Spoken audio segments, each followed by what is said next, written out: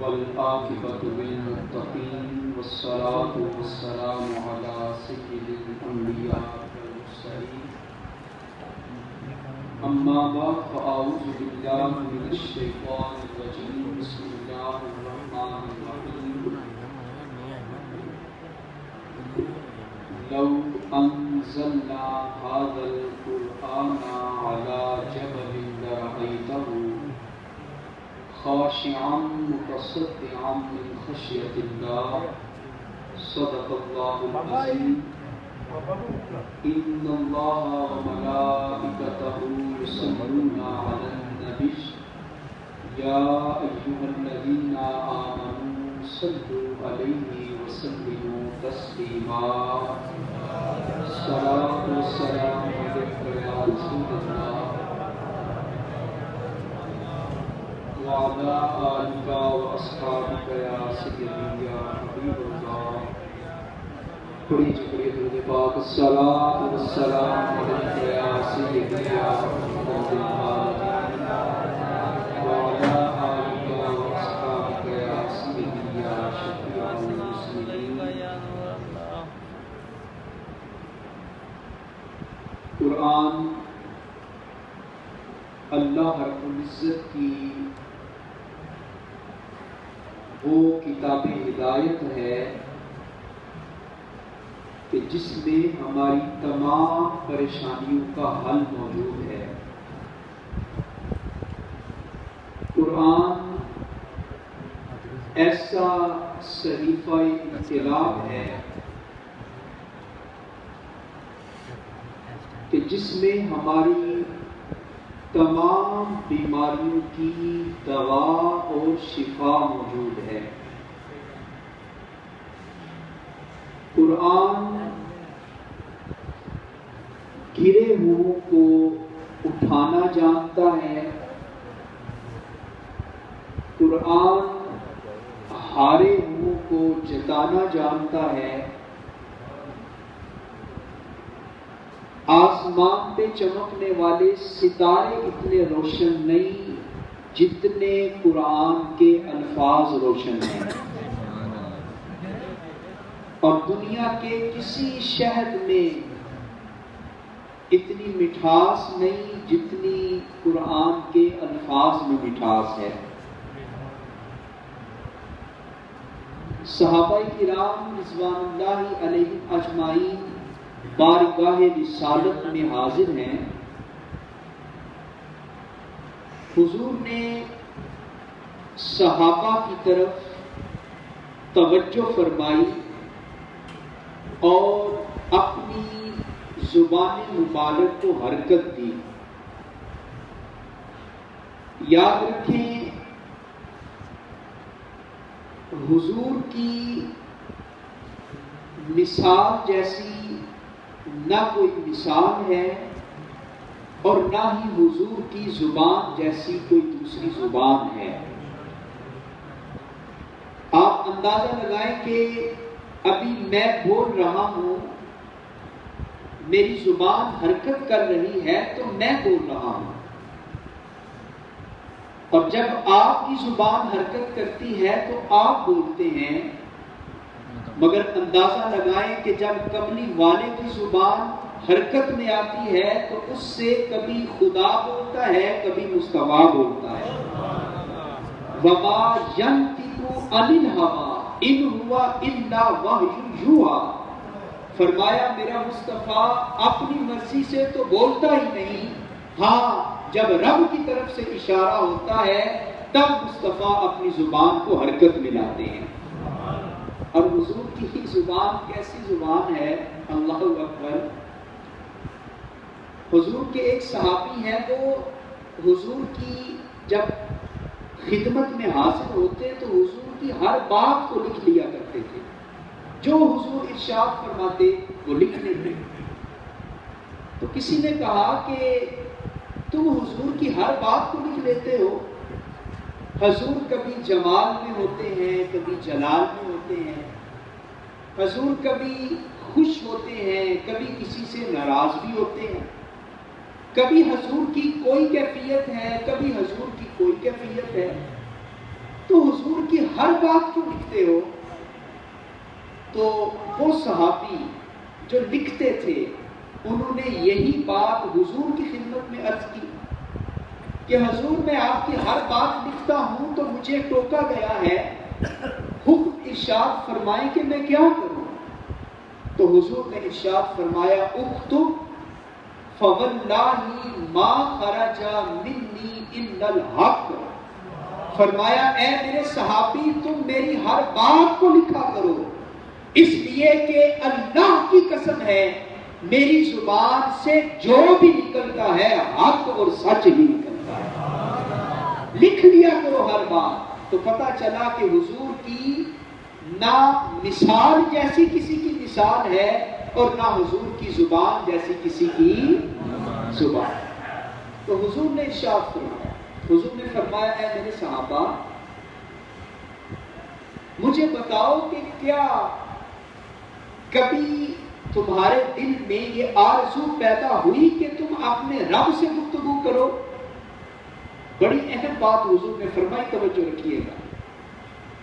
صحابہ بتاؤ کیا کبھی تمہارے دل میں یہ تمنا، یہ آرزو، یہ خواہش پیدا ہوئی کہ تم اپنے رب سے گفتگو کر سکو؟ صحابہ ہاتھ باندھ کے عرض کرتے ہیں حضور ہم کہاں، رب کی ذات کہاں؟ ہاں اگر ہم رب سے گفتگو کر سکیں تو ہمیں کوئی وظیفہ بتا دیں، ہمیں کوئی چلا بتا دیں، کوئی ہمیں دعا بتا دیں۔ تو کملی والے نے کیا ارشاد فرمایا؟ حضور نے فرمایا ان احب احدکم ان یحدث به فلیقرأ القرآن، حضور نے فرمایا اے میرے صحابہ اگر تم اپنے رب سے گفتگو کرنا چاہو، اگر اپنے رب سے بات کرنا چاہو، اگر اپنے رب سے کلام کرنا چاہو تو قرآن کھول کے اس کی تلاوت شروع کر دیا کرو، اس لیے کہ جب تم قرآن کی تلاوت کرو گے تو ایک طرف تم قرآن کی تلاوت کر رہے ہوگے اور دوسری طرف تم اپنے رب سے گفتگو کر رہے ہوگے۔ تو پتہ چلا کہ قرآن یہ تو اپنے رب سے راز و نیاز کی باتیں کرنے والی کتاب ہے۔ قرآن تو رب سے خطاب کرنے کا ایک مضبوط ذریعہ ہے۔ اور یاد رکھیں قرآن حکیم پڑھنا بھی عبادت ہے اور قرآن حکیم سننا بھی عبادت ہے۔ قرآن حکیم پڑھنا کیا ہے؟ بولے ذرا کیا ہے؟ عبادت ہے۔ اور قرآن کو سننا بھی کیا ہے؟ عبادت ہے۔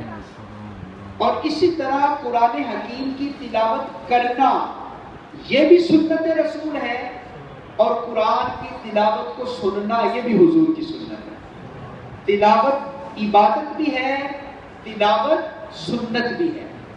اسی طرح قرآن کی تلاوت کو سننا عبادت بھی ہے اور قرآن کی تلاوت کو سننا سنت رسول بھی ہے۔ حضور نبی کریم صلی اللہ علیہ وسلم کے ایک صحابی ہیں حضرت ابن مسعود رضی اللہ تعالیٰ۔ حضرت عبداللہ بن مسعود قرآن کریم کی تلاوت بڑی خوبصورت کرتے تھے، بڑی خوبصورت آواز تھی آپ کی۔ تو حضور نے ایک دفعہ حضرت عبداللہ کو بلایا اور کہا کہ عبداللہ مجھے آج سورۃ النساء کی تلاوت سناؤ، سورۃ النساء کی۔ آپ غور کریں کہ امام الانبیاء جس کو حکم دے رہے ہیں کہ مجھے قرآن کی تلاوت سناؤ، تو جس کو حکم دیا جا رہا ہے ان کے وقت کیا کہنا، ان کی قسمت کیا کہنا، ان کے کا جو اوج ہے اور ان کی جو قسمت ہے اس کی کوئی کیسے شان بیان کر سکتا ہے؟ تو جب کہا کہ عبداللہ مجھے سورۃ النساء کی تلاوت سناؤ تو حضرت عبداللہ نے جو ہاتھ باندھ دیے اور عرض کی حضور آپ صاحب قرآن ہیں، قرآن آپ کے اوپر اترا ہے، میری کیا مجال کہ میں آپ کو قرآن سنا سکوں، میری کیا حیثیت کہ میں آپ کو قرآن سنا سکوں؟ اب حضور نے کیا جواب دیا وہ سنیے گا۔ حضور نے فرمایا اے ابن مسعود تم درست کہہ رہے ہو کہ میں صاحب قرآن ہوں، قرآن میرے قلب اقدس کے اوپر نازل ہوا ہے، مگر آج میرا دل یوں کر رہا ہے کہ کوئی قاری قرآن کی تلاوت کرتا جائے اور میں قرآن کی تلاوت کو سنتا چلا جاؤں. تم قرآن کی تلاوت کرتے چلے جاؤ اور میں قرآن کی تلاوت کو سنتا چلا جاؤں. تو الحمدللہ الحمدللہ ہمیں یہ اعزاز ملا کہ ہم نے قرآن کی تلاوت کر کے حضور کی سنت کو ادا کیا، اور آپ کو یہ احساس ملا کہ آپ نے قرآن کی تلاوت کو سن کے حضور کی سنت کو ادا کیا. قرآن کیسی عظیم کتاب ہے. اللہ رب العزت نے فرمایا لو انزلنا هذا القرآن على جبل لرأيته خاشعا متصدعا من خشیۃ اللہ. توجہ رکھیے گا، رب تعالیٰ نے فرمایا کہ اگر ہم اس قرآن کو نازل کرتے پہاڑوں کے اوپر تو قرآن کا جلال اتنا تھا، قرآن کا روح اتنا تھا، قرآن کا دبدبا اتنا تھا. فرمایا اگر ہم اس کو پہاڑوں کے اوپر نازل کرتے تو کیا ہوتا؟ پہاڑ قرآن کے جلال کی وجہ سے ریزہ ریزہ ہو جاتے، پہاڑ ٹکڑوں میں تقسیم ہو جاتے، پہاڑ زروں میں تقسیم ہو جاتے. یہ قرآن کا روح ہے، یہ قرآن کا جمال ہے، یہ قرآن کا جلال ہے. اب سوال یہ پیدا ہوتا ہے کہ ادھر فرمایا کہ ہم قرآن کو پہاڑوں پہ اتارتے تو کیا ہوتا؟ پہاڑ ریزوں میں تقسیم ہو جاتے، زروں میں تقسیم ہو جاتے. اور ادھر کیا حالت ہے کہ 13-14 سال کا بچہ الحمد کی الف سے لے کر والناس کی سین تک پورے قرآن کو اپنے سینے میں زبانی یاد کر لیتا ہے. آپ کو ذرا دعوت فکر ہے، ذرا غور کیجئے گا. اللہ پاک نے فرمایا قرآن پہاڑوں پہ اترتا تو پہاڑ ریزہ ریزہ ہو جاتے، اور ادھر 14-15 سال کا بچہ قرآن کو اپنے سینے میں یاد کر رہا ہے، محفوظ کر رہا ہے. باری تعالیٰ اس کی وجہ کیا ہے؟ انسان کے اندر اتنی طاقت نہیں جو پہاڑوں میں طاقت ہے. قرآن پہاڑ پہ اترتا، پہاڑ ریزہ ریزہ ہو جاتے. ادھر 14-15 سال کا بچہ قرآن کو یاد کر رہا ہے. وجہ کیا ہے؟ تو توجہ رکھیے گا، رب تعالیٰ نے قرآن میں فرمایا کہ یہ قرآن ہم نے براہ راست نہیں اتارا. قرآن ہم نے حضور کے قلب اقدس کے اوپر اتارا ہے. اب اے دنیا والو ذرا غور سے سنیے گا اس بات کو. قرآن اگر براہ راست اترتا پہاڑوں پہ، پہاڑ ریزہ ریزہ ہو جاتا. قرآن اترتا براہ راست زمین پہ، زمین ٹکڑوں میں تقسیم ہو جاتی. قرآن اترتا آسمانوں کے اوپر، آسمان زمینوں میں تقسیم ہو جاتا. آج 15 سال کا بچہ قرآن کو زبانی یاد کر رہا ہے.